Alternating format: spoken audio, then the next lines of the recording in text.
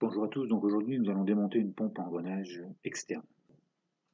Donc on reconnaît facilement la pompe d'un moteur, pourquoi? Parce que dès qu'elles sont un petit peu volumineuses, on retrouve l'orifice d'aspiration qui est plus gros que l'orifice de refoulement.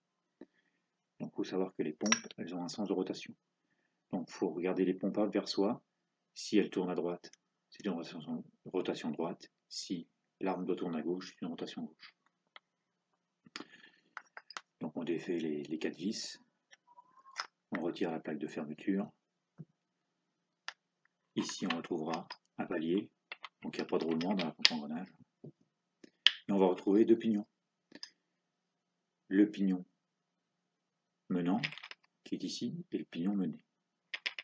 Alors, si l'aspiration est en dessous et que le refoulement est en haut, la pompe elle va tourner comme ceci. C'est-à-dire que l'huile va passer par l'extérieur des dents. Ici, dans le creux de la dent, quand les dents se désengrainent, on crée une augmentation de volume. Ici, là. Donc une petite aspiration. Ensuite, l'huile est transportée par l'extérieur des dents. Et quand les dents se rengrainent ici, là, il n'y a plus de place pour l'huile, donc elle est éjectée vers la pression. Elle reçoit le refoulement.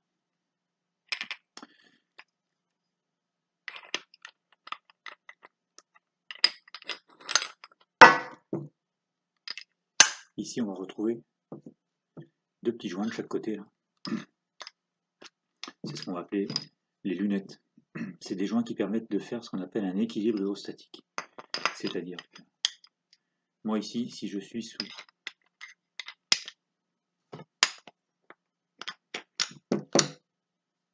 donc la pompe va tourner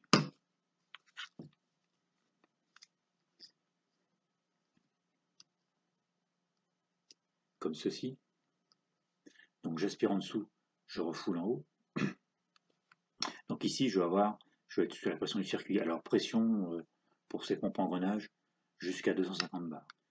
Donc si j'ai une pression dans le circuit de 200 bars, je vais avoir 200 bars ici. Et on s'aperçoit que les 200 bars, on va venir les appliquer ici et ici. Donc ils vont venir s'appliquer sur toute cette surface-là, là, et on va retrouver la même chose de l'autre côté. Là. Ce qui fait que ça va nous créer un équilibre hydrostatique et ça va maintenir les pignons en place. Donc c'est grâce à ces joints-là, ces lunettes, qu'on arrive à monter à des pressions de 250 bars avec des pompes en alu comme ceci. Donc c'est pour ça aussi, également, qu'elles ont un sens. Si jamais vous voulez inverser le sens de rotation de la pompe, il faut démonter la pompe et inverser ses lunettes. Alors ces pompes-là, elles ne sont pas réparables. C'est de la pompe relativement bon marché, c'est du consommable. Souvent, elles se mettent à fuir ici au joint spi, là, au joint d'arbre. Dès l'instant qu'elles se mettent à fuir ici, c'est qu'il y a trop de fuite en interne de la pompe et la fuite sort par le joint spi.